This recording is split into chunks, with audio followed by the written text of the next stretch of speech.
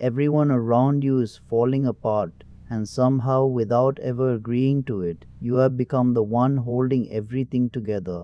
The steady one, the one who does not cry at the funeral because someone has to make the arrangements.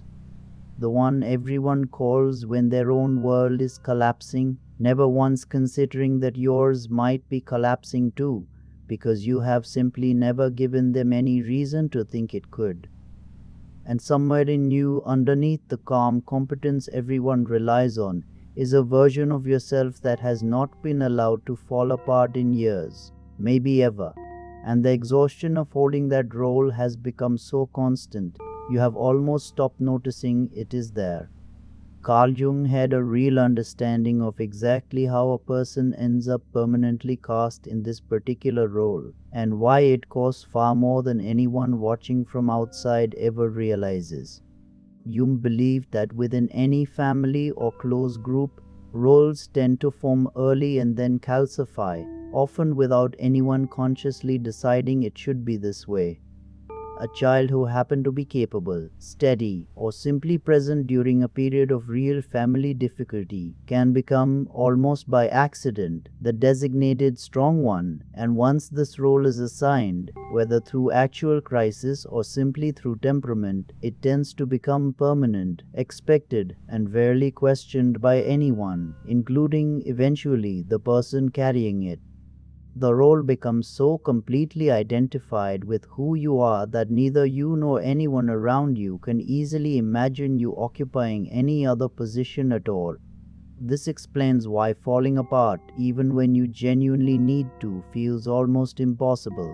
Not because anyone has explicitly forbidden it, but because an entire system of relationships has quietly organized itself around your permanent steadiness. Everyone else has built their own coping, consciously or not, around the assumption that you will remain the fixed point. Your own collapse would not simply be a personal moment of difficulty. It would require an entire system to reorganize itself, and some part of you senses this and holds itself together specifically to avoid that larger disruption, regardless of the real cost to you personally. If you recognize this role in your own life, hear this clearly. Being the strong one is not a personality trait you are simply born with, and it does not mean you are somehow immune to the same difficulty everyone around you is allowed to feel. It is a role assigned early and rarely examined since, one that has quietly cost you the basic human permission to struggle openly, a permission everyone else in your life takes for granted without ever noticing you have been denied it. Here is what actually helps, and it starts with the hardest and most important step: choosing one person and deliberately breaking the pattern with them directly. This does not require a dramatic collapse or an elaborate explanation. It requires one honest sentence, said plainly, that you are actually struggling right now too, offered to someone you trust enough to test whether the role can genuinely bend without the entire system falling apart the way some part of you has always feared it would. In the overwhelming majority of cases, the people who genuinely love you are considerably more capable of receiving your struggle than the old role ever gave them credit for. There is a second part of this worth doing deliberately. It helps to build, outside your usual close circle, at least one space specifically set aside where you are not required to be the strong one at all.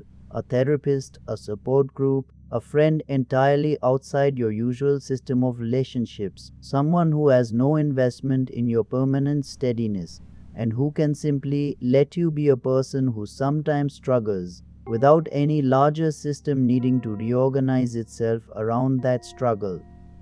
Think honestly about the last time you actually let yourself fall apart in front of someone who usually relies on your steadiness, and consider whether you have ever actually tested whether the relationship could hold that, or whether you simply assumed without ever checking that it could not.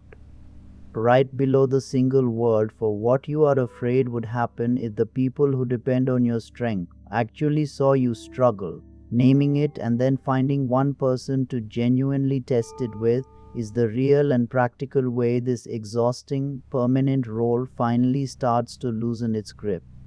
Because feeling like you are simply not allowed to fall apart was never, according to Carl Jung's understanding, an accurate reflection of your actual right to struggle. It was an old family role, assigned early and rarely questioned since, and it deserves to be tested honestly against the people who actually love you now.